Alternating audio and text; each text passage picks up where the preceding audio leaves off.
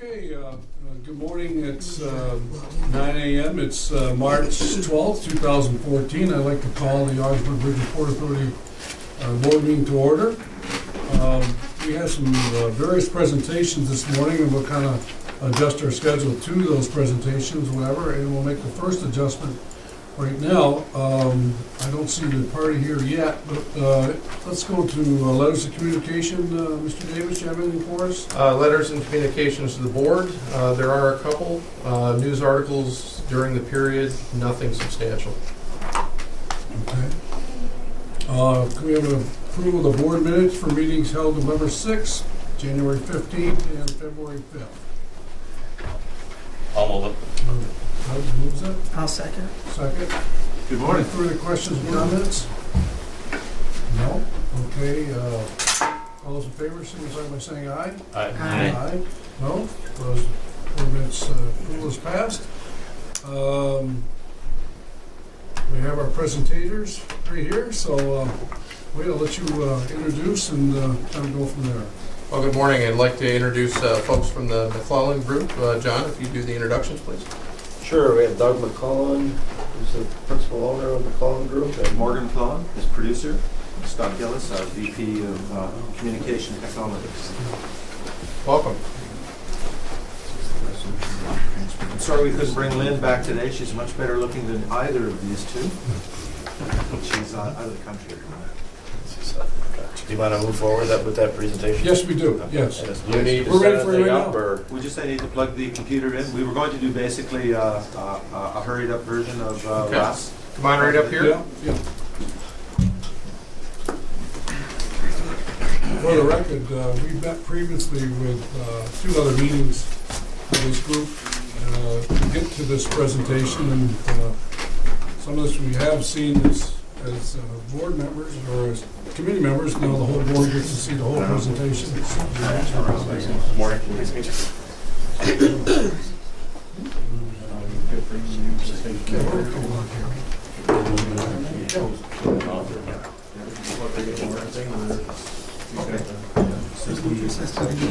Yeah, either or.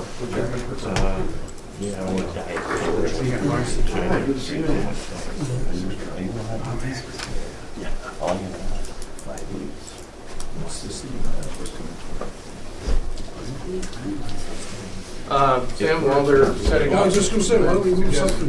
why don't we? Just continue on. You guys, gentlemen, you need about 5 minutes maybe? That'd be fine, yeah. Okay, all right, so that way they're not under any pressure and they're ready to go. Let's get right into any comments or presentations from any citizens here. I don't see anybody. So move on to staff reports. Okay, for staff reports, again, I've got the display down right now, so you'll have to click on staff reports individually. It has been a pretty busy month. Advocacy efforts continue for the approach span projects for the bridge with various parties. We're still exploring with FTZ Council the non-retail diesel sales issues. I hope to have an answer for that probably next meeting.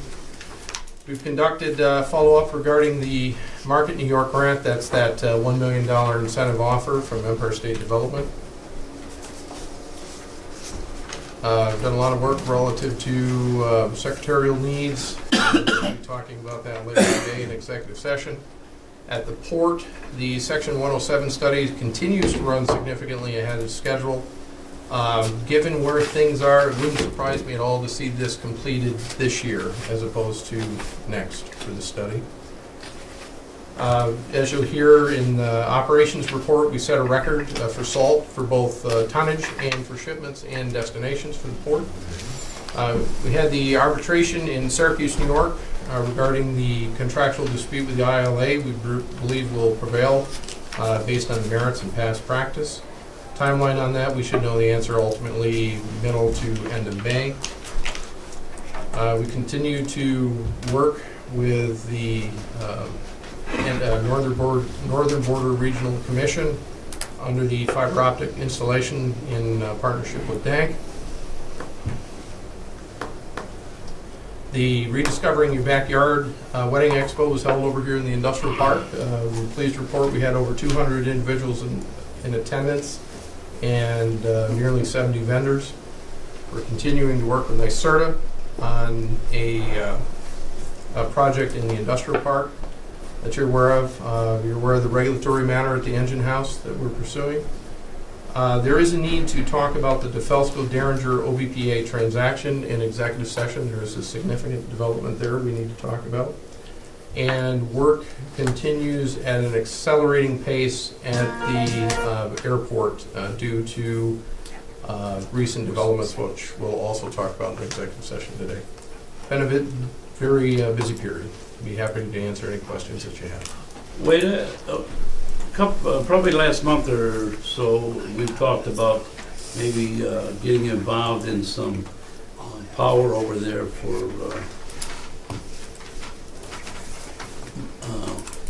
the sun there. But Yeah, the solar array. the solar array power. With a NYSERDA engineer, yes. Whereabouts is that right now? NYSERDA has not yet issued the PON or the program opportunity notice on that, and we have a meeting again with the engineer, I believe, next week. We'll have to double check that, but I think Is it's... there any way that we could tie that project into the two prisons in the hospital? Do we know how many megawatts each prison uses and stuff? To see if we couldn't, along with the gas, tie that all in as one program to be 100% green there? With the way the program opportunity notice is written, no, we couldn't, is the short answer. Yes, we can is the long answer, and there's a way to do that. And we'll be talking with the engineer about that specific opportunity. Is there a way we can find out what their use is, how many megawatts they use at each prison? Did you We check have with that? tried so far, we have not had any luck getting that information, but bottom line, if we can find a meter number, we can ultimately get a hold of it, yes. Well, I'll get the information then for you, because I'm on both boards, and Oh, great. I think it's important that we move in that direction if we could, to help those two facilities along with the psych center. So, seems that we've got a lot of property where we can put that particular use. Yeah, this would be about a two-acre site that we'd be talking about, so it would be a substantial size, about 2.5 megawatts. Okay, that's all I have, thank you. Okay, Doug, all set? Sure. Okay. Great. Well, once again, everyone, thanks so much for having us back. And I'll just do the quick introductions again so everybody remembers. I'm Doug McClellan, the founder of the company. We've been around for about 27 years. Morgan McClellan is a writer-producer, comes out of the news business, national news in Canada. And Scott Gillis has been with me for 23 years now. And Scott's in charge of our communication strategies. So let me tell you a bit about who we are. We're an integrated marketing and communications company. And again, I'll try to go through this fairly quickly. I know you've got lots to do today, so I'll get through it in about 10 minutes. Integrated communications, that means we do everything from looking at the initial issues, getting the strategy, design, we do video, we do web, we do print, interactive social media. We do it all in-house. So we wrap it all up, one point of contact, make it all happen. We call ourselves strategic storytellers. The reason for that, we know that everything you're trying to do, every time you're trying to convince somebody to do anything, from joining your company to selling a product, involves a story. You've got to get people a reason to understand what it is you're saying and engage with that story and then act on it. So hence the term strategic storytellers. So why stories? Well, and it's very important for your business. There is no more B2C and B2B really. Social media and the proliferation of communication methods means now that it's B2P. It's business to people. You're talking to people, whether it's social media or it's video on YouTube or it's something that's sent by direct mail to them. And B2P allows you to engage personally and emotionally. There's an interesting fact there. Forbes magazine says that buyers who connect with buyers emotionally will see twice the impact. So it makes an awful lot of sense to be very passionate about what you say and say it in ways that people are going to want to pay attention to instead of feeling forced to. Where we work, our main offices are in Toronto in the Distillery District. I'm going to tell you just a very quick little story about them in a second. We're also here on the river too. We're in Gananoque and Lynn, who will be working extensively on this project. Lynn was here before. Lynn is bilingual, out of Quebec originally. She's a former television personality as well, very bright lady. She works out of Brockville, so she's close. She just happens to be in France today, so she couldn't be here. And missed the storm. Give you an idea of some of the clients we work for. We work in a wide range of organizations, a lot in financial services, Canada's biggest financial brands. We work in education, we work in healthcare, we work with cities to help tell their story, and I'll show you an example close by here. Here's a quick study of the kind of work we would do for somebody. I mentioned that our offices are in the Distillery District in Toronto, the oldest collection of Victorian buildings in North America. It's a beautiful, beautiful place. It's where Seagram's was. All the booze that used to come to the States during Prohibition, that's where it came from.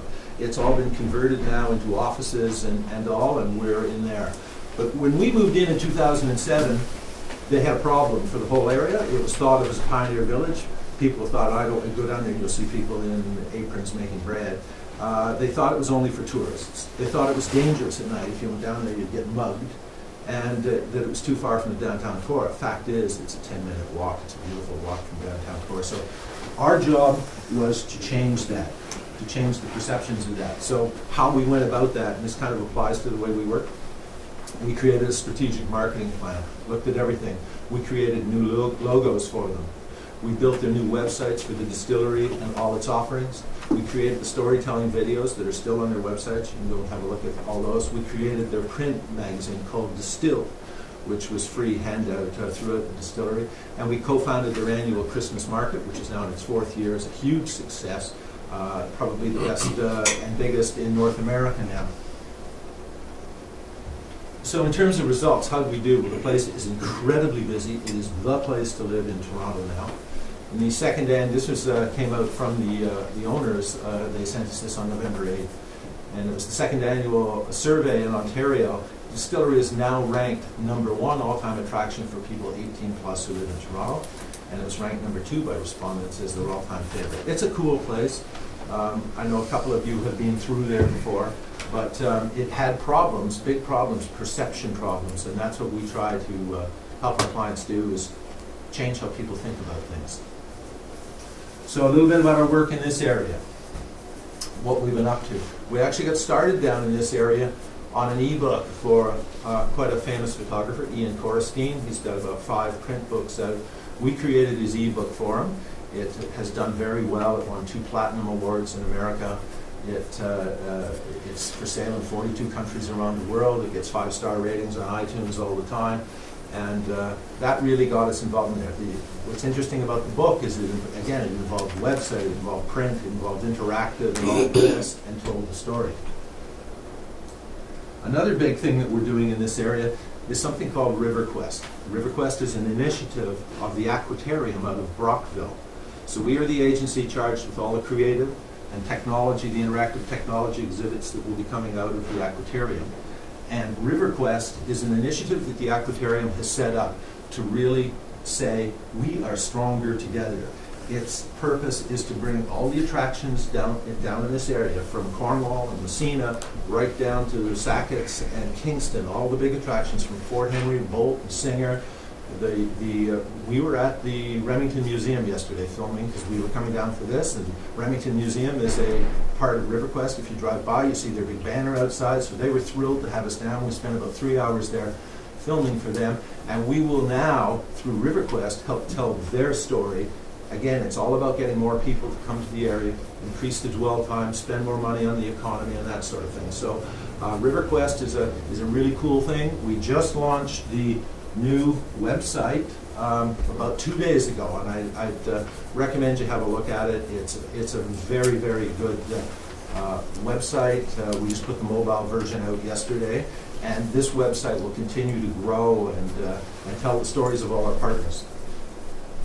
I noticed you got COM there, not CA. That's pretty good.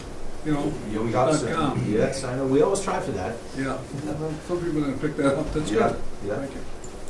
And it's done really well too. You know, the helicopter video, if any of you have seen the helicopter video of the area that was done over the summer, that blue helicopter for 4 days, that was us shooting that.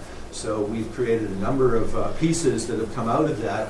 And one piece that it's on the website, if you go and find out what about RiverQuest, it's there. It's called RiverQuest by helicopter. It's now about 35,000 views on YouTube, and it has raised, it's one of the ways you raise your profile through multiple connections. That's it, in fact.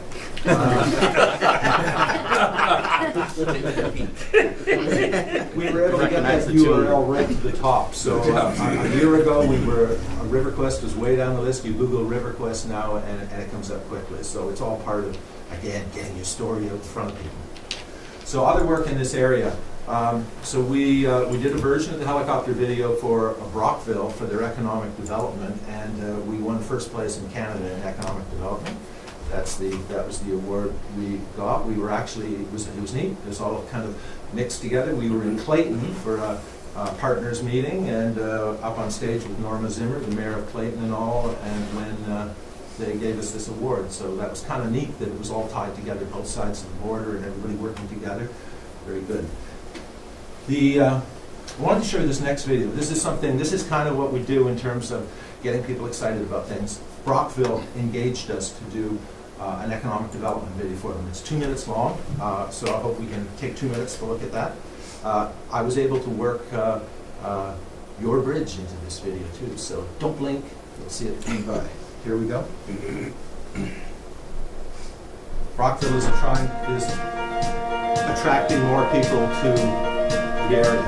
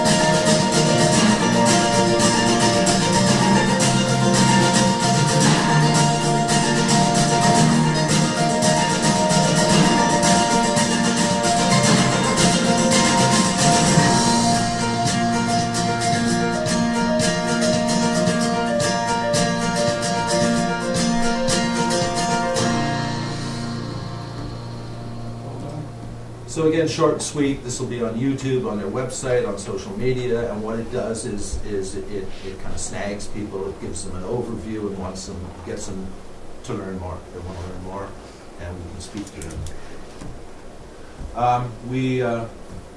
Just flying by this. Obviously, we have won a whole whack of awards in the last little while, which is really cool. The best thing that makes us happy, though, are happy clients. This was a testimonial. Happy to show you that later. Don't need to do that now, but it's all about getting it right.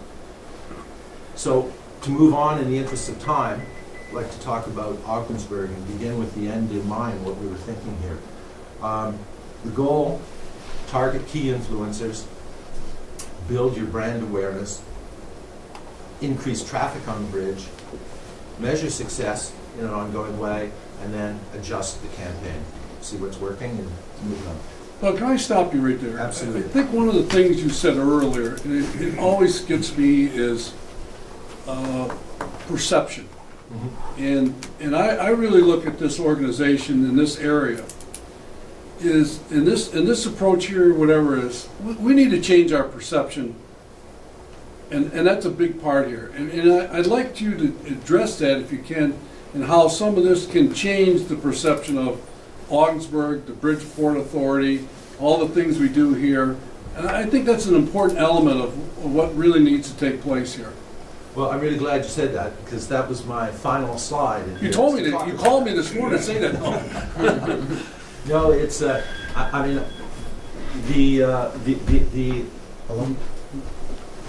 this area, Ogdensburg Bridgeport Authority, I mean, start with it, it's not a very engaging name. I'm just gonna say that straight up front. Like, for somebody from the outside, that may be what you are, that's the official name, but that doesn't elicit any kind of imagination. And tying them all together, the opportunities that are here aren't great. But you go to the website and you start to see, you look at the windmills that you've moved through here, you look at Cape Air and the connections it has all the way down to the Virgin Islands and things you can do.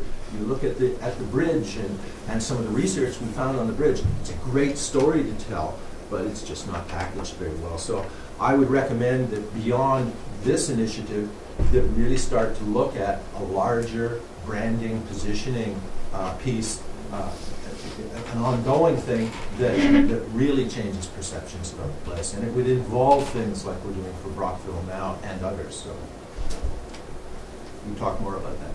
So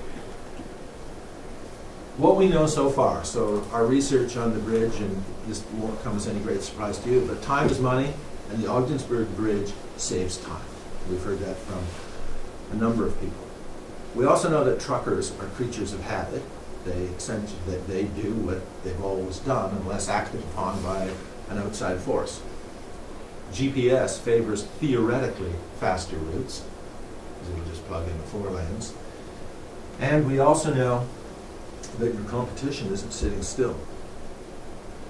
So, you know, if we were working for the Alex Bay Bridge, and this sort of thing was coming along, this would be forefront in the story. These kind of graphics and stories about what's going to happen and how it's going to change and everything, because it will resonate. We also know that westbound signage on the 401 is poor and even confusing at times. It switches from English to French. It has you getting off the highway to go up to Ottawa, and you wonder, wait a minute, I'm supposed to be watching for this other exit, but you don't catch that exit till you're off the road, and then it splits and off it goes. So you really have to pay attention. So, you know, that doesn't help. Now, a trucker on GPS who's plugged in Ogdensburg, okay, but you need everything working for you. So I understand that signage is changing. I've been told that it's changing on the Canadian side. That's a really good thing. What else did we find out? Customs was very easy. No easier or worse than anywhere else, but it was easy. There was also very little traffic, and this is multiple crossings, including yesterday when we came across. And ongoing signage, contrary to what we experienced on the 401 side, was very good. Like, it's very clear where you're going and what you're doing. So we surveyed 3 brokerage firms because we wanted to understand how bridges get chosen. And bridge choice is determined by the truck owner. They prepare open customs forms that will allow a driver to change if there's any delay, so you can go anywhere you want.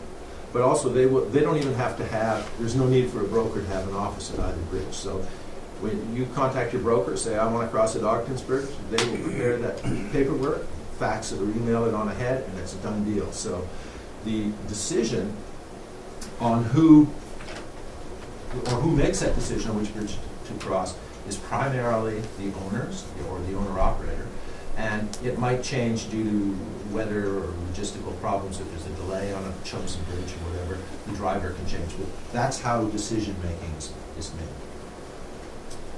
So we spoke with the owner of Truck Stop Quebec. Truck Stop Quebec is an online radio station, website in French language. And I'll just show you a little bit or show you a snap of it in a sec. But he's a former Quebec driver and dispatcher. When he was at Transport Gregoire, he said 80% used Ogdensburg because it was faster. And he talks openly about it. He says, there's no question. We were 5 minutes crossing there, and it was at least an hour at Alexville. So that's a real testimonial company, and we know others are out there that feel exactly the same way. It's just that we're not getting, you don't have enough yet. So there are people out there to help tell the story. He made the point that having a fast card makes it even quicker. Get your paperwork ready to do that, you're on the way. So what else do we know? The majority of Canadian truck traffic heading to the U.S. in this area, it originates in Montreal. There's not much comes out of Ottawa, but most of it's in Quebec. That means it's happening in French. French is the preferred language of choice. And drivers stay connected. These long-haul drivers coming out of Montreal, heading down to the States, stay connected through this Truck Stop Quebec. There's a little snap of it. It's an online radio station. So, it's in the cab of their truck, and it's on, and it's, clearly there's the interface, the website, and all, but it's an ongoing banter, and here's what's happening, and here's the latest news, and it's trucking information and the whole thing. And I know Lynn played a bit of it for you. But the website is extremely active, and it ties into social media. The owner, Mr. Benoit, Lynn knows him from years ago, and he's very interested in our approach and what we want to do. And what we want to do with him is integrate our campaign in through his site and tell the story, so people hear the story about the bridge and kind of the contest that we would like to create. So our proposal is to target the primary source of the Canadian bridge traffic, Quebec truckers and their fleet owners. And we would do that by creating an integrated campaign. So one is direct mail. The direct mail, we'll be creating the list by hand for that. So we have a number of resources from magazines and online websites and all, where we will get the names of companies, their owners, their email addresses, their addresses. So we're going to create a list that we don't want to buy a list that's outdated. We want to create a list that's real, that we can target and follow up and measure what they're doing, get them to engage with our website and see when they've come in. Again, we can do all of that with the reporting. We would like to create a YouTube video contest, and we want to have some fun with this, actually. We're thinking, all our ideas are not all finished, because we would do this somewhat in concert with you, but we present where we want to go with this. But we want to create, it's like the Bridge Challenge, and we'll take 2 trucks from the same place, and we'll send them across, and we will put little mini cameras in them, and we'll report the whole thing. We'll have fun with it. Lynn will be doing it, getting them going, and it'll happen in French, and it'll be in YouTube, and we can translate it to English if needed. But the point is, we want to do something that appeals to the truckers, who will find this very engaging, because people are paying attention to their business and having fun with it. So we would create that on YouTube. Of course, that would then sit on the microsite that we're going to create for this. So you would have your own microsite that would hang off your main website that would deal with this, and there would be a variety of information there, from the fun things we're doing to hard information about what we know, right down to webcam videos that exist in real time now that we can pull into that microsite, so you can check traffic, you can see what's happening. But it would be really to create a compelling case for using the Ogdensburg Bridge. On that truck stop radio station, we would be creating web banners, and we're talking with Mr. Benoit about, we would like to do an initiative where we do more than just advertise on his site. We would like to engage him as the owner of the site and have him in conversation with truckers and the whole thing, so it becomes more of a talk show on the radio at times that would come up, where he is supporting, he's telling the story about the video, but he's also supporting, I was a truck driver when I was at Gregoire, we used it all the time, that sort of thing. So we want to push forward with that too. Again, tying this with social media. So, because truckers, there's all sorts of it on Facebook. I don't think Twitter is such a big deal with them, but Facebook is. But we would tie it all together. It's what we call 360-degree communication. You come all the way around the story, you make it easy for people to find you and hear what you're saying. We package this up and then measure what's happening. So the direct mail, again, would be going out to these people with the URLs in it. We would ask for their engagement. We would see what they're doing, measure what they're doing, and be able to report to you on that. So as I said, it would be a fun contest. Our email list will be hand-created, improved. The microsite will educate and entertain, banner ads, and advertorial opportunities on the website. What we would like in next steps for this would be agree to move forward. We would then create a flexible work back schedule. So we would lay everything out from day one, start day, to launch day, and all the little points in between, and we would work together from that. It's really good to have an idea, a pretty clear idea of what's happening. And as I say, it's flexible a bit because sometimes things change. Maybe the weather is not good for that contest that day, and we have to delay it a few days to do something or whatever. But we would lock it pretty well in. We'll start designing the concepts for the microsite, the banners, and all. We've actually already started on the direct mail list as we were going through doing our research, so we've started pulling that together, but we will finish that, and it's never a finished job really, because you're always adding to it. You always want to look for new opportunities to build this list that you can always communicate with. So why us out of this? As I said at the beginning, we're one-stop and integrated in all the areas you need. So, with McClellan, we do it all. We do the strategy, the websites, the videos, the social media, the measurement, the direct mail. And if you want to talk to somebody, we give you one source of contact at our company who knows everything that's going on. So you're never chasing people around. You're not chasing multiple agencies saying, well, how come this didn't happen? And they're blaming the web agency or they're blaming the direct mail agency. If there's any blame, we get it. So we try not to have any reason for you to claim this. And of course, we're fully bilingual with our editors, and Lynn, of course, who would be driving this when she gets back in town. And this is what I was saying. One last thing, we'd like you to begin to consider a separate initiative to address that comprehensive brand strategy that focuses on the future and how it ties all this together. Because as I said a minute ago, our sense of it is there's an awful lot here, but it just isn't wrapped up and told in a nice, neat, clean, engaging way. So we would like to prove on the first project what we can do and have you guys agree that you'd like to work with us, and then we would like to talk to you about that bigger idea. And that's it for today. Tell me something, do you have an idea how many people at the borders, immigration and stuff, that speak French?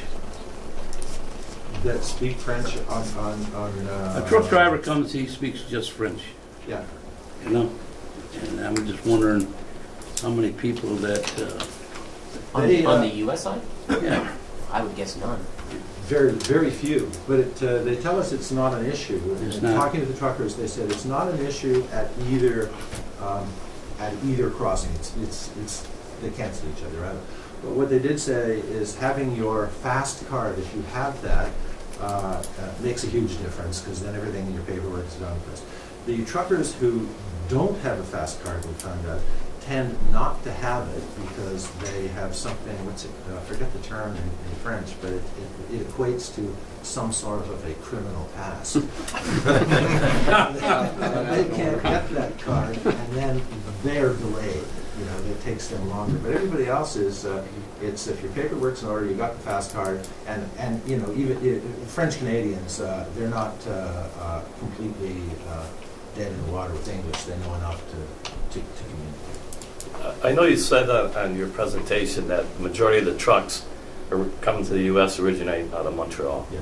So that's where you would really put your effort into. Would you expand it at all? Would you go to the Ottawa, maybe that way towards it at all? Our research says that the vast majority come out of Montreal area. They're the second largest city in Canada, and they're a big manufacturing area, and you can see it on the 401. You see the trucks. But the beauty about everything we're doing, because it's digital and it exists in the ether, if you will, adding people wherever is nothing. And it's all very personal. So like when we send, if we said we want to add a Brockville transport company on, or one down in Kingston or something, easy to do because we're targeting an individual. And the information that comes in, he'll be logging into a site, he'll be accessing the YouTube material, he'll be getting the direct emails that will be coming in personalized direct to him. Okay, thank you. On behalf of the board, I appreciate you coming back. It's a three-part process for me, but the board needs to hear exactly what the personalities are, what you present, what you have as a product, and how we can move. And like I said earlier, the perception of this area, and I think that's a real big step for us to do, to find out what you can do and make that happen. Well, thank you for that. We, as I said, we'd love to get this one going and then have you judge us on that and look at the bigger picture. All right, one last question I have is accountability. I mean, Fred has the numbers, whatever. I mean, we're something we have to learn and grow through as this process, whatever. Sometimes change takes time and is slow. But I think somehow we need to know how we're going to measure that change, you know, if it's improvement, whatever. I mean, I know we can't control the economy and the dollar and all those type of things, how they do business, but I mean, Fred, and, you know, whatever. Something along the way is how is this transforming? How is it changing? How is everybody involved in this and make those changes? So I think I'd like to know how you're going to get to that point, or, you know, working with Fred and stuff like that to say, how are the numbers changing? I mean, what is changing? And, you know, I mean, I don't know when this starts, when people, I mean, Fred Carter over there, I mean, he knows trucking better than anybody, and it's like, when orders come through, you know, when does this all happen, and how do we start making those changes, whatever? And we're at the very early stages of this too. I think as we get into this and work on the core principles of this and start looking at opportunities, like how can we do something that makes the individual trucker feel more empowered, or is there something we can do to reward them for crossing? Ideas will come as we get into this and see what's there.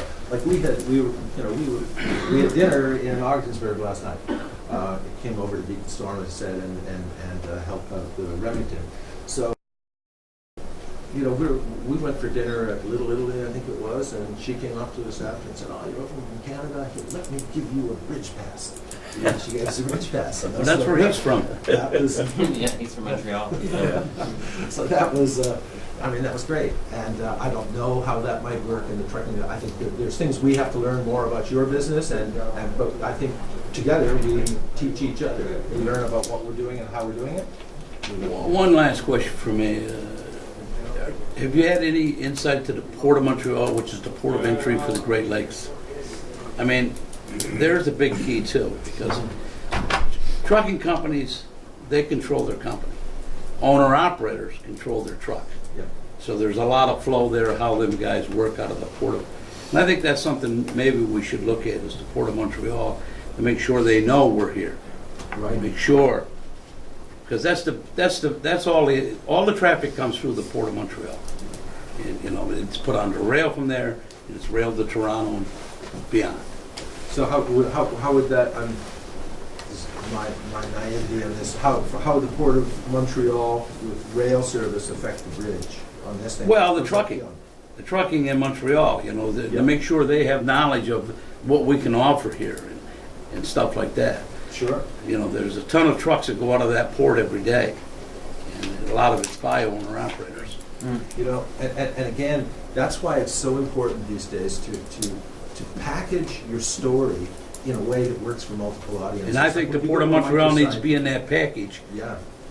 Well, because That's what I'm that saying. issue is giving them the package. So it really becomes important to put a package together, as I was starting to show you with Right. Brockville, what we're doing with them, where when people come to a page, they get the story quickly. They go, okay, I'm not being asked to watch a half an hour of some politician, you know, talking and going on and on about why I should move here. You know, it does it in 2 minutes, and then it draws you in. You build a sales funnel in that people self-identify who they are. You drive them through the process. You get them engaged, get them to ask for more information. Then you measure them. You measure that, capture that information, and then you start the process of talking to them. So, sending that out to the Port of Montreal, absolutely. What we want to do is create that binder at the start that starts to say who you are. And that binder will grow in part 2 as well, too, as you start to tie rail and the airport. John, do you have any comments that you want to make? No, I'm really pleased with their proposal. I think it can be effective. I think they've got a real creative proposal, and I urge the board to approve it and see how things go. Well, thanks again. Thank you very much. Appreciate it. Back to our chair. And we'll go to you. Thank you for having us. Thanks, Rick. Thanks very much.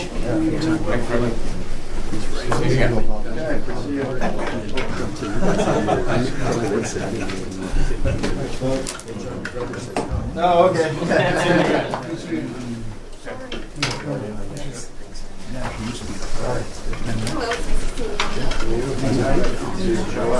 Okay, and without further ado, I'd like to introduce John Pinkerton, the city of Ogdensburg, and Andrea Smith, who have a presentation for us here as well. That's in there.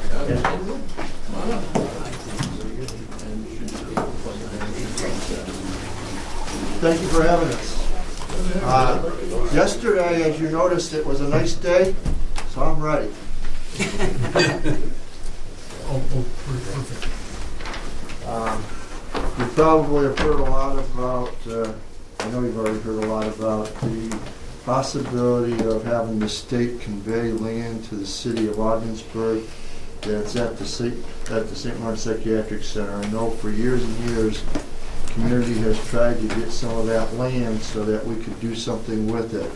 As it stands now, the state, if they're not using the building, they pretty much abandon the building and they leave it to go to disrepair. The last I knew that there's buildings down there that the plan is to put a fence around the building and let the trees grow up in between it. We don't think that's the most advantageous thing for the riverfront in the city of Ogdensburg or for the community. So there's a proposal out there that you know about, we'll go through it, of acquiring 4 parcels of land. At the same time, when we met with the assemblywoman, she said that the Bridge and Port had also requested part of that land. I think that's fantastic, and I think we, as the city of Ogdensburg and the Port Authority, can work together and make this a very viable project. We're very encouraged that both the senator and the assemblywoman have put together legislation that mirrors one another, that's been put forward before the budget, and hopefully it will go forward. And so what we'd like to do is give a presentation about what's happening down there, what we'd like to see happen in the future, and what we're looking at. So if you have questions as we go along, please feel free to ask, okay? Any questions before we start? Thank you. I'm Andrea Smith. For any of you that don't know, I'm the Director of Planning and Development for the City of Ogdensburg. I didn't introduce myself, but everybody knows I'm John Pinkerton from Ogdensburg.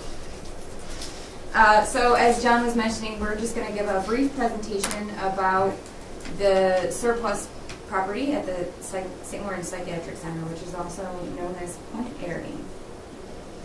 So the objective of this project is to establish Ogdensburg as a model for other communities across the state on how to take advantage of underused state-owned properties.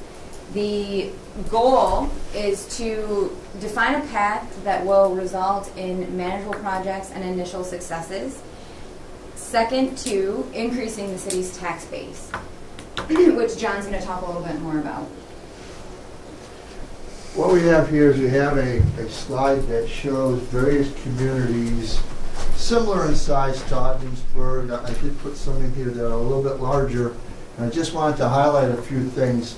If you look at the city of Ogdensburg, we have about 11,000 citizens. Our average home value is $68,000. This, by the way, is from the census of 2012. Everybody's comparable. The median household income is $34,000, almost $35,000. If you look at our assessed tax value, it's $272 million. What that means is that when we have the tax rate of $16.74, you multiply that by the 272, that's per thousand, by the way. You multiply that by the 272 million, and that's what you get for a top property tax rate for the city of Ogdensburg. Messina is almost the same size as we are. You can see their house value is a little bit better, their per capita income is better, their median household income is better, their poverty rate is less, and they have about a $50 million tax base greater than the city of Ogdensburg. Now you start getting away and you look at a place like Oneida. Now Oneida does have an H.B. Hood factory. They have just about the same population as we do, almost 2.5 times as much tax base as the city of Ogdensburg. So what this does for me is it shows that what we really got to work on, and people have said it for years, is we have to work on the tax base. We've got to improve that tax base. But everybody's saying it and then putting the numbers up there makes a big difference. Once you see the numbers, you know exactly where you are and where you got to go. So now I know where I am. I know where I got to go. I've got to increase that. Now, if I increase it by 50 million, then I match Messina. If I increase it by 370 million, now I'm in the league with Oneida. The city of Ogdensburg needs to be better than what it is economically. We need economic vitality. I do not want to be in Elmira because Elmira's per capita income is the lowest of anybody we've got up here. Their median household income is the lowest, and their poverty rate is the highest. So at least I know where I don't want to be. The one thing that Elmira does have going for it, I'm picking on Elmira here, and I probably shouldn't, but the one thing that Elmira has going for it is they're in a fracking zone. So they have natural gas, and they have some jobs going on down there that will probably change these numbers. But even there, they're one of the few that are lower than we are. In fact, they're the only one that is. So we got to be better than what we are. If we're not going to be better than what we are, then we're not working hard enough. Okay, any questions on any of that? That makes sense to everybody. Pretty straightforward. Auburn does a good job there, right? Or is that, what's that all about? Auburn? Right. Well, once again, Auburn's 28,000 people, right? But Auburn's doing quite well. Yes. It'd be nice to be in Auburn, wouldn't it? I would take being in Oneida, Fred. Yeah. Oh, I just looking at the, Yeah, absolutely. Absolutely. See, the green are the highest ones, the reds obviously are the lowest ones, and unfortunately, we are the lowest when it comes to tax base. So that's really where we get hurt the most right now. I would love to see us improve everything, Fred. We want to improve the home values. We want to improve the per capita income. We want to improve the median household income. We want to reduce the poverty rate. Let me mention one thing about that poverty rate, the 24.3%. 9.9 is locked in because 9.9% of the adult population in the city of Ogdensburg receives outpatient care from the St. Lawrence Psychiatric Center. So the only way we're going to improve that is to improve that population number. Okay? Any questions? All right, thank you. So, to address some of the concerns that John has just brought up, the city is working with Senator Ritchie and Assemblywoman Russell, putting forth a plan to acquire 4 parcels of underused property at the grounds, on the grounds of the St. Lawrence Psychiatric Center, and those are illustrated here. We have strategically divided it into 4 parcels, and together it accounts for approximately 160 acres. And we're going to go through each of these parcels individually. But the one thing I will note for anybody that's taking notes or is into statistics, 68% of the city's land is non-taxable. This 160 acres has the potential to decrease that number, that 68%, by up to 4%, which is pretty significant. So parcel A is approximately 45 acres. It's prime commercial and industrial property located along Route 37. There are 5 buildings on parcel A, 2 of which are shown in black. One is Southwood Manor and one is Farm Cottage. Those 2 buildings we would not suggest acquiring, or we're not recommending that we do acquire them because they are currently a liability. They have asbestos and lead, and they're brick buildings, so they're going to be a little bit harder to deal with at first. The other buildings, there are 3 or 4 other buildings on the lot that are wood structured. There's an image of them below. They're wood frame buildings. We don't feel as though they would be prohibitive to any development, so we would acquire them, and that would take maintenance. It would remove some liability from the state. This property does have infrastructure and natural gas available to development and is adjacent to the current cogen plant, directly to the north. Parcel B is approximately 50 acres. It's prime waterfront property. To the best of our knowledge, from everything that we have found available from the Department of State, from the Office of Mental Health in New York State, indicates that this property is not contaminated, so it's unlike any waterfront property in the city that we have available right now for development. And this property does have some homes on it, and they are indicated right here in white. They're a little hard to see. These are the homes that you might be familiar with along Riverside Drive, I believe it is, River Road. Those homes would stay, and we would acquire those. They are currently rented out at market rate by OMH to physicians and or professional staff. And they are used as one of their biggest incentives to acquire staff. They are in need of significant renovations, and OMH in 2012 had contacted the city to know if there was an opportunity to do a partnership, public-private partnership to develop additional housing for their staff. They have an immediate need for 12 units of housing. So we propose acquiring those homes and providing renovations and or actually at first we would do necessary renovations, so that would save them, and they would be rented again at market rate, at least initially, to provide some income that would contribute to a revolving fund that I'm going to talk more about later. The larger image on this slide is an excerpt from the city's 2003 Waterfront Redevelopment Action Plan. This was a study funded by the city of Ogdensburg and included some properties of the St. Lawrence Psychiatric Center, of which this is one, and it proposes a residential development. So it's here just to show that we have always looked at portions of the grounds as potential for residential development within the city, and this is just one sample of that. Were you on the council then, Doug, or Sam, when that plan was put forward? From No. 2003. No. Sam might have.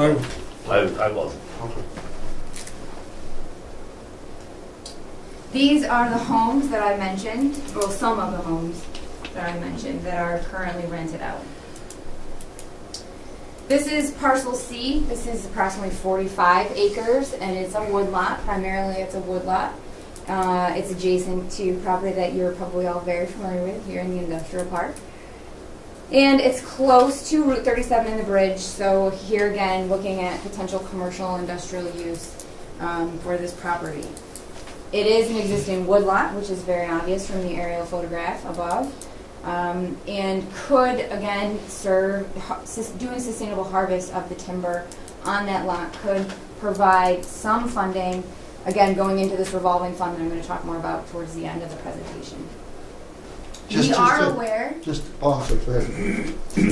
very aware, I should say at this time, that there is a portion of this lot that OBPA is interested in, and we're very interested in partnering with you to see how we can best present that to the state. Andrea mentioned that the riverfront is not contaminated. We know that there's a little area around here where they put fly ash. The residue from burning the coal went in here. That is a contaminated area. It's the only contaminated area that we know of on the psychiatric center site. But right in there is a contamination, but it's off the land we're looking at. John, where the red line goes across there to the, over towards the, yeah, that up above, that one going across, does that eliminate the garage area from the partial that you're trying to get? The Control. garage area. The state hospital's old garages up No. there. Oh, no, they're off this road from up here. Yeah, that's what I'm saying. You- Right. That line keeps you away from there, That's right? correct, that's correct. Because I just wanted to mention, we have talked to them folks, 15 years ago about some of this. Require that, yeah.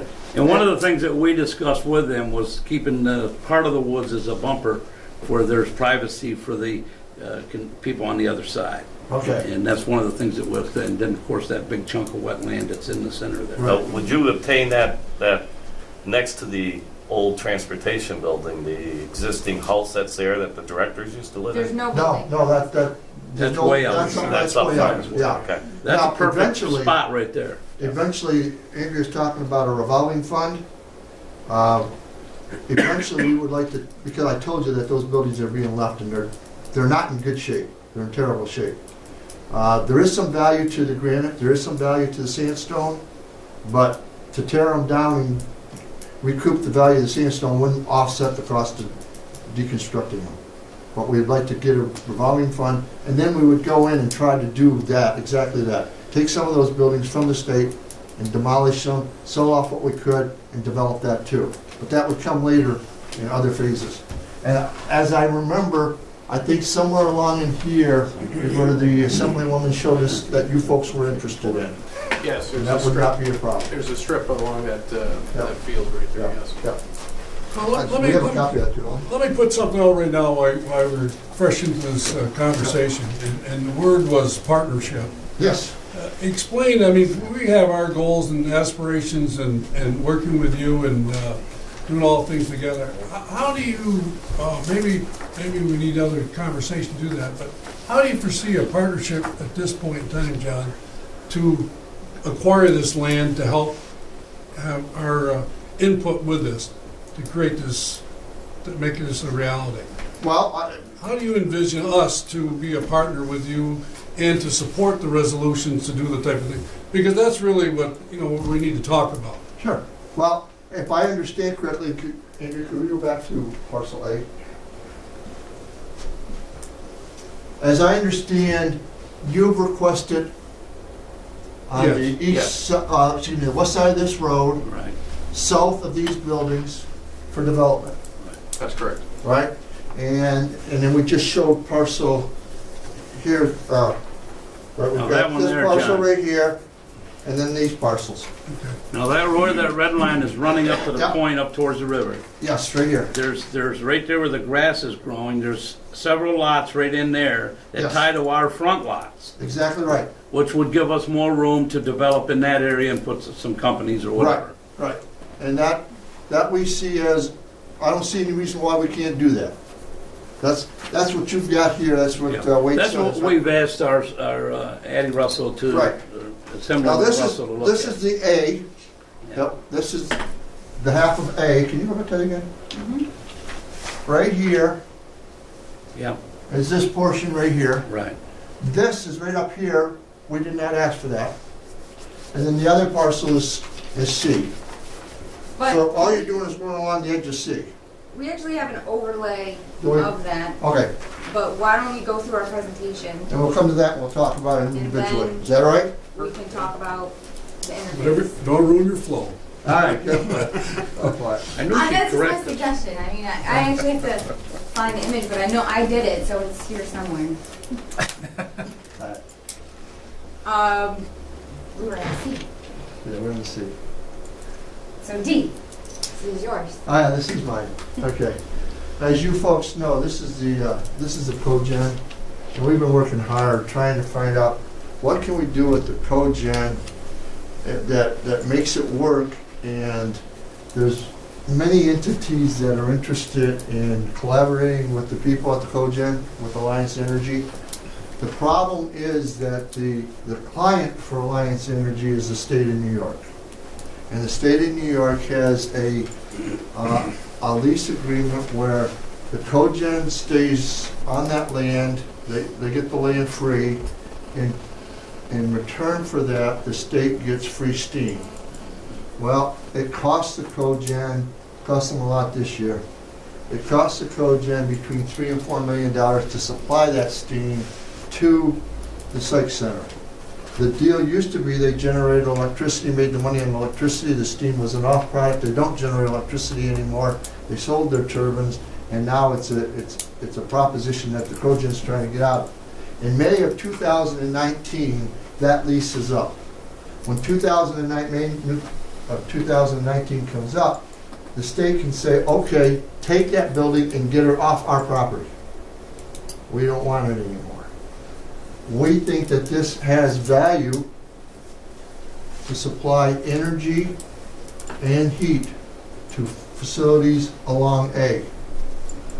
So if the state were to give us that property, we then could go and talk to potential developers, energy companies, to do something with the cogen and make it viable. If we don't, it looks like what's going to happen down the road is the lease goes up and the state tells them, get it off our property. Okay? John, just one quick, playing devil's advocate. Yeah. If you had no other companies interested in that facility, Right.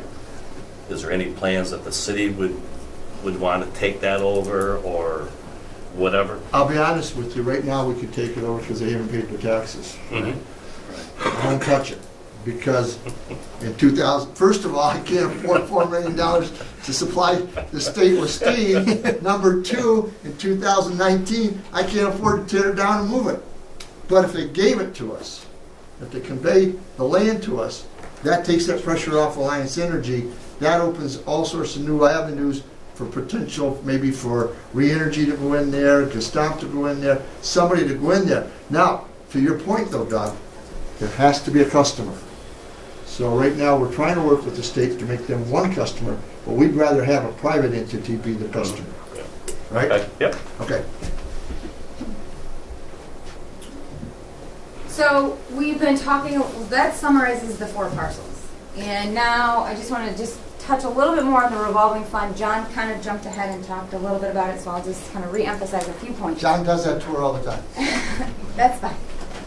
So if you go back to the very first slide, it noted that this is presenting a long-term vision for how the community can have some local control to redevelop the underused portions of the St. Lawrence Psychiatric Center grounds. This is sort of envisioned as phase 1, if you will. And as you've hopefully noticed, most of the properties are largely vacant, and there are not many buildings that we're proposing to acquire in this first phase. There are lots of vacant, underutilized, dilapidating buildings down on the grounds, which everybody is very aware of, including us. Long term, we see this revolving fund as a way to sustain long-term planning efforts for the grounds and begin to address some of the blight in the buildings.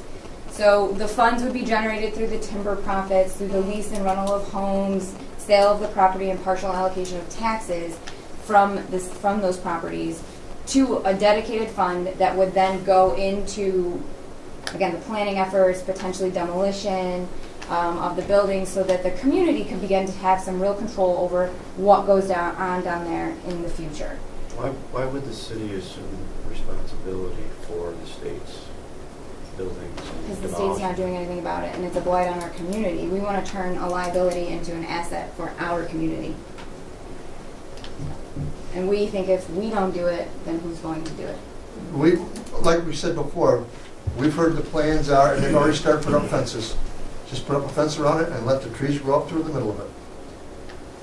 We don't think that's... We as a community can't let that happen. I agree with you, Fred. We cannot let that happen. We've got to move forward with a positive plan for what we can do.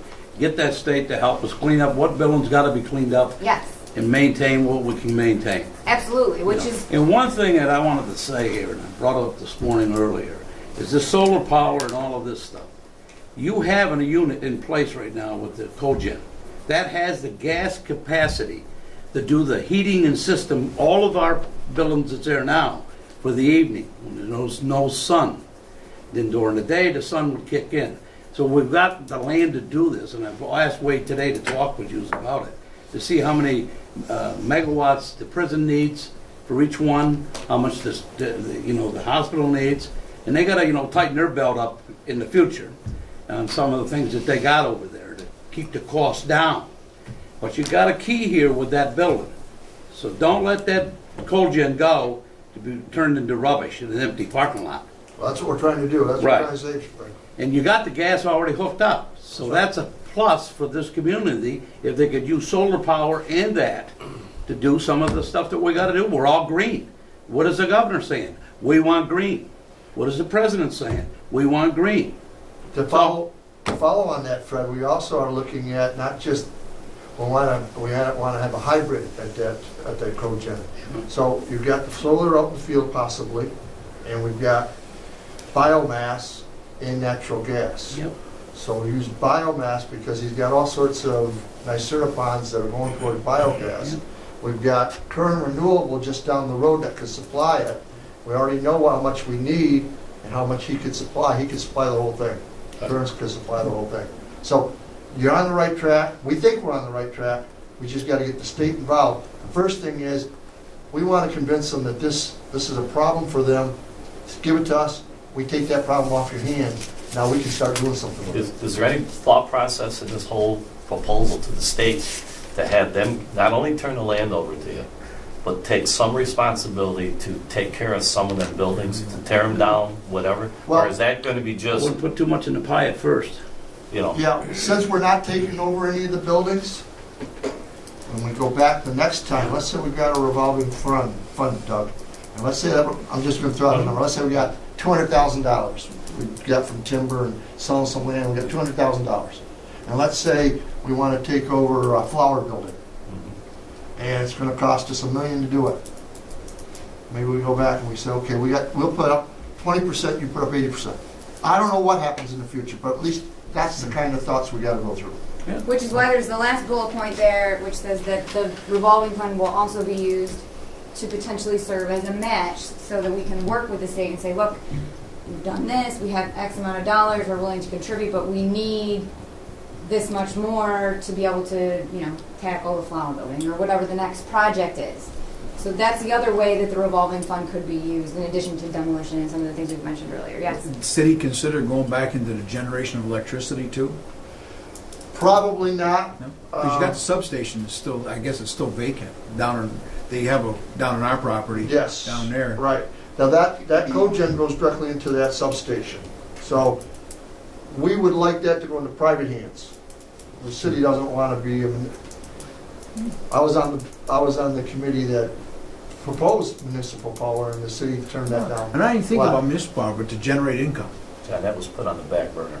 Yeah, it was quick, wasn't it, Doug? Yeah. I was there. Yeah. So, well, I was in the middle of that one too. My brother was working for NIMO and I was getting threats. He was getting threats and I was getting threats from him. Anyways, forget that. But yes, I think, we gotta figure, any way we can generate income that goes into that revolving fund that starts, picking away the rest of it. Timber profits are going to be relatively minor. You got 45 acres of Oh, timber. right. It won't be sustainable. But it will be something there initially. Yeah, And that's but really. It takes like, let's see, I was involved with a project. They did 100 acres a year, and it was 2,000 acres of land. And by the time they finish going through 2,000 acres of land, you might be able to do that first 100 acres again. So it's going to be a limited fund. That's why I was thinking about electricity as a possibility, because that's a sustainable fund, because we're still always going to need electricity. That's right. And the other thing that we think is the ace in the hole is that property B, that riverfront. That is valuable property. If it's non-contaminated, you're probably setting on a gold mine if you can get the state to give it to you. Absolutely. If they told us no to everything, they told us yes to that, we still win. Oh, big We time. want everything though. Well, I think get everything makes sense, because I've been only working with these fellows for about 8 years, but we need land, and we don't mind selling land to certain people. I mean, personally, I was opposed to it when I first got here, so we tried to acquire some of it back, because we lease it, that's how we generate income. But some of that stuff, we have put them on the tax rolls when they have purchased it, and we go out there and try to solicit these people on a regular basis. And we appreciate that. You've done it with Maxim, you've done it with the Felska, you've done it with Derringer, and that helps our tax base You know, that 272 million, we gotta move that number. All right. That number's gotta move. This city was a thriving community when Fred and I were younger. It's gotta thrive again. Yeah, It's our goal, right? that's true. Okay, I'm sorry. No, it's fine. So I get on a soapbox, so that's all.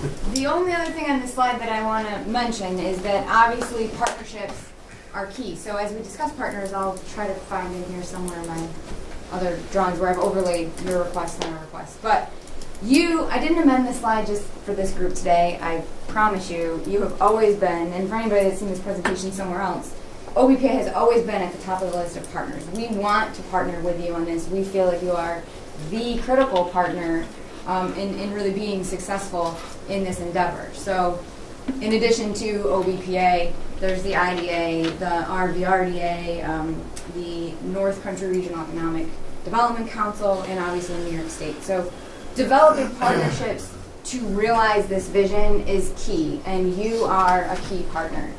So while you talk about that, I'm going to try to... One thing I want to mention on New York State, Ken Adams is in charge of Empire State Development, and Ken Adams has been challenged by the governor to get rid of surplus and excess properties of the state. So we are making arrangements to talk to Ken Adams about this project. And if we get a meeting with Ken Adams, and if you, Wade, or Sam, or any of the members of the board would like to be part of that, you're certainly welcome. Because we want to talk about this. We think this is one of the important steps that we're trying to take among many. I want to mention the development of the Diamond National site, the development of the Alliance Marina site, this development of the Marina District in the city of Ogdensburg. We're trying to be pretty aggressive on a lot of things so we get things moving forward. Do you have any questions before Andrea gets to the overlays, Don? On your revolving fund, Yes. how do you picture operating that? Who's going to be the custodian? Are you going to put it with the growth fund or something? It's premature. If I had my druthers, it would go with the growth fund, but that's a decision that has to be made by city council. And we've got a working session set up with the council and the growth fund potentially on the 25th of March. So that would be my preference, because the growth fund the city's restricted in what it can do. When the city acquires land, there's only certain ways it can dispose of land. Highest bidder, auctions, things of that nature. And that might not be the best thing when we're trying to do, for instance, parcel B. If we had an independent party like the growth fund that could negotiate with a developer, that might be a better way to go. In my mind, it is. That's what I was thinking too, because they already exist, they know their business, and you don't have to reinvent the wheel. Right. It just makes sense to do it that way. Right. I think it does too, but that's a council decision. I can't make that decision. Well, if that's the case, and you use the growth fund, and any proceeds coming from the sale of land or whatever into the growth fund pot, would that be set aside for just development in that area? Absolutely. Or would you be using it another? No, Okay, no. would it be set aside just for that? Absolutely. Okay. That's what this is all about, is that revolving fund stays for this area and this area only, because this is probably the most positive potential we have in the city. But as I said, I just wouldn't want to see some of that money, all of a sudden the growth fund said, geez, we can do something up at Diamond National or someplace else Right. to use that, Right. okay? No. Okay. But at the same time, as they develop Diamond National and they create that money, Mhm. that wouldn't necessarily go to this either, Yep. unless they could invest in it, make an improvement, and then get their money back. Then that's a potential, Doug. Yeah. You have a potential with parcel B, Yes. especially the waterfront parts of it. Because we've done some studies on land we own in another area. That could generate and give you a lot of revolving fund cash, since We you don't pay think so. tax. And it would be there. You can develop a plan that would be single-family houses and multi-resident facilities, because it's such a large parcel. And since you have water and sewer readily available, Yes. it makes a And developer, natural gas. and you have a developer that salvages, because I don't have to worry about infrastructure. All I can do is pipe it. So it's probably the best of the four parcels. I hate to say it, but I already said that to you, but the other thing I was gonna mention, we probably would try to do single-family residential, because, You were right. On the waterfront. We're Yeah. looking at doing a combination of Yeah. single family and multi-family. but any other parcels that we have along the river that have been reclaimed, we can't put single-family housing on them, because they're restricted by DEC to, this one's not. No. definitely a gold mine. Right, if you develop that one, in other words, you have a lot of people, I assume you do, I'm from Potsdam, we have a lot of people, they have houses here, they'd all like to trade them in for a condo unit, because that way somebody else maintains it when they go away for 6 months. Exactly And right. that's a perfect spot for it, as long as you can maintain a view, That's Yep. right. a view of the water and Canada and stuff like that. People And love, that beautiful bridge. well, it should be a lot more beautiful if we get somebody out of the state.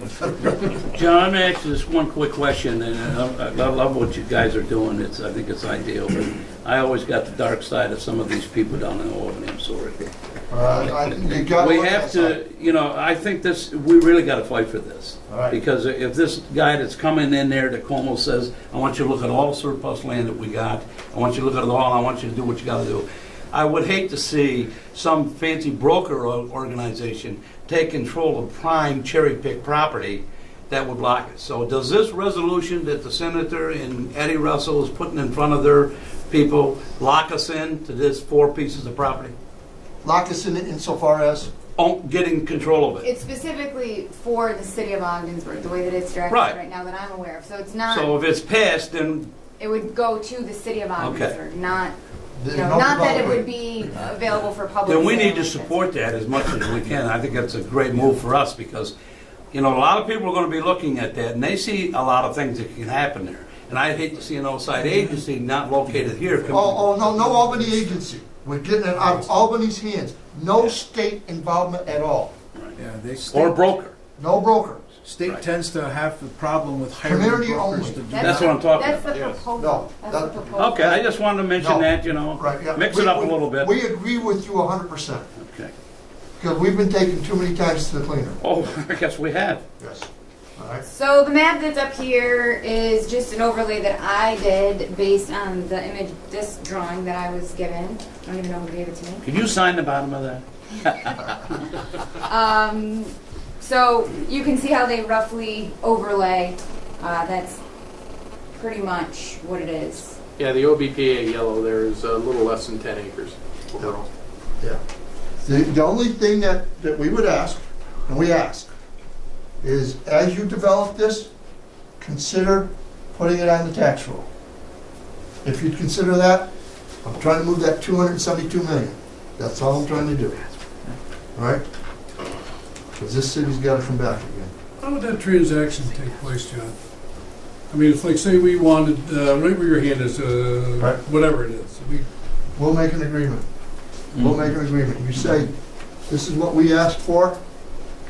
We're not even looking for that. You get that? Well, I don't know how you get that. We got to think about that. Because unless that's, We I don't don't know how to even get that. own that, so it wasn't in our initial proposal, but now this we asked for, and we have no problem with that. I don't have a problem with that. I don't know how that happens. That little chunk in there? Yeah, Yes. that little chunk, we don't own it. That really doesn't hurt it, either one of us. They're gonna give it to one of us. The state ain't But gonna it's want it. not- Okay, but we're going to have to go back again, is what I'm saying, Fred. Because you got your Because it what? hasn't been asked for. Yeah, because the red areas only have. Oh, I thought it has been asked No. for. It hasn't been asked the for. areas in But red. at that point, now we surround them. That's right. So basically, they might as well give it to you because they aren't going to use it for See, they've anything already else. given Southwood to the corrections. I think they've given Oh, did they? just a verbal agreement to use it. Okay. So then you got the alcoholic unit on the end there. Alcohol is down in here. no, the one. No, no, Right there, right there. Yeah, the Farm cottage? Farm cottage. Yeah, okay. Further. Back over, yeah, right in there. All right. So you got the water tower and everything on there, so Yeah. it's, That's right in here. yeah, and there's a little bit of wetland right in that one hole and ditches. So there's not a lot of property right there. It's- But that is not being asked for as we speak. I think we should ask for that separately. That's what we think so. did with Well, I would Eddie think Russell. Yes.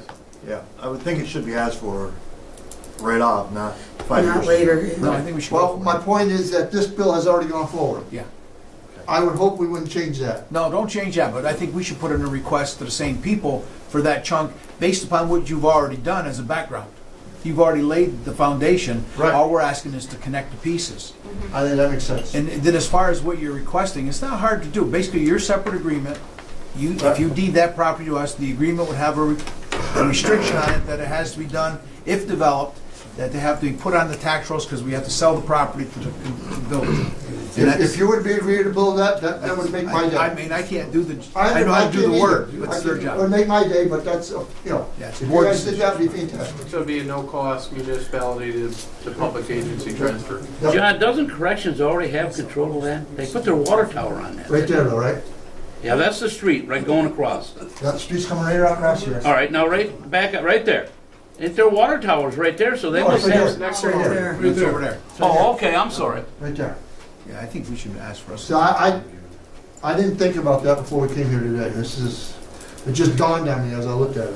What we should do is, not now, don't get involved with yours, because you want to Please, screw yours yeah. up, but make a request to the same people, once it's in there, using your map, your Yep. locations, and showing where we're making a partnership deal for part of A and part of C, that if we get this chunk that's unidentified, then it'll be contiguous for all our property and help our development.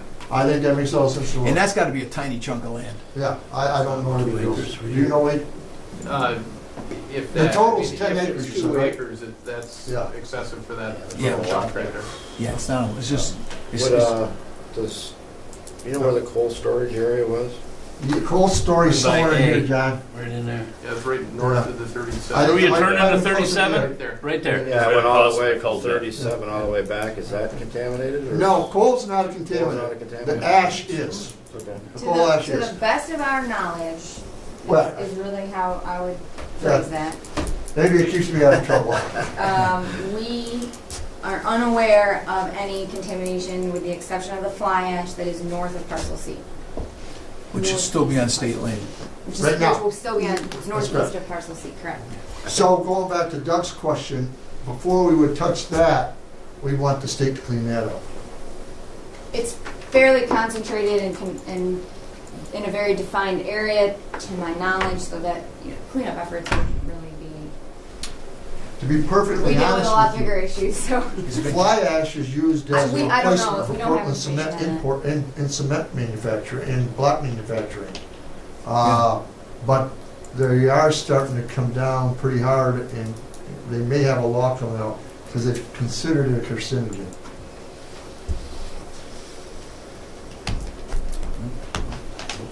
So that really concludes our presentation to you. Very good. It's a good one. I think it's a good project. I think it's a good thing we should partner with. And I'm only the attorney, but I think I'd jump on it if I was going. Thank you very much. We appreciate it. Thank you for your time. Thank you very much, John. Thank you, Thank you, Sam. Andrew. Thank you. Good project. We look forward to working with you on it. Good. Now, cross your fingers that it gets passed in the budget. Well, it's coming up right now. Yeah, coming up now. What can we do, John, to help that? If you could give us a resolution, if you want, we could send you a copy of a resolution in support of this. Would you get it down to us? Yes, I will. We'll send it to, We're gonna be here most of the day. we'll send it down today. Same one up to go? I'll have Coralie, John, wait one. I have, he's got it. He's I got have that resolution. It's just, obviously, you have to change the growth fund to the. Yeah. You got the city's resolution? The growth funds resolution. Let me sit here. Oh, Sam brought it with him, that's right, too. Excuse me, Mr. Chairman, I didn't realize that. Thank you, Fred. Hey,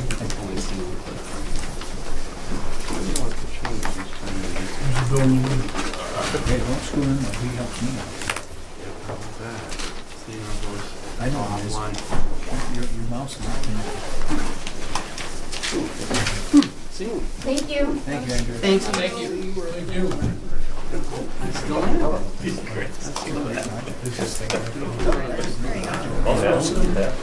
They can find fund in the millions. Rob, and just he's develop right here. It needs right there. Buried a bit. Have a second. Finance the whole fund.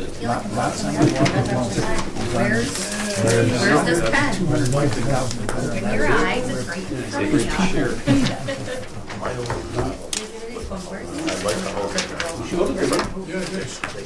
They want to hold everybody. I do that though. I do the same thing, but usually I just ask myself. Yeah, if the I whole don't plan, want- you know what I mean? Yeah, every time he You know, asks me, it's right next to This me. is a better area. I'll walk around I with think my the house hand. is in Okay, let's, Yeah. we have two excellent presentations, and obviously you realize there's a lot going on at the Region Port Authority of trying to make things happen, whatever, and working with the city and working with the advertising agency is just one of the small things that make the big picture. I'd like to go back to reports, unless there's any comments you want to make what we just talked about now. Now I'll go to, okay, Fred, I guess I'll give you, On my period report, there's a few things. Again, we continue to work with MWBEs. Year-to-date, 49.7%. So I think we are very confident that we'll make the goals for the year.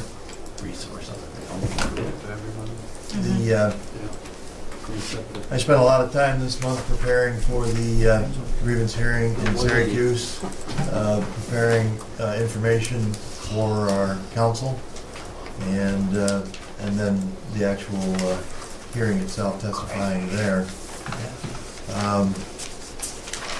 Fred, are they raising the goals for, since we were so successful, are they gonna raise our goal, make it harder, from 20% to more?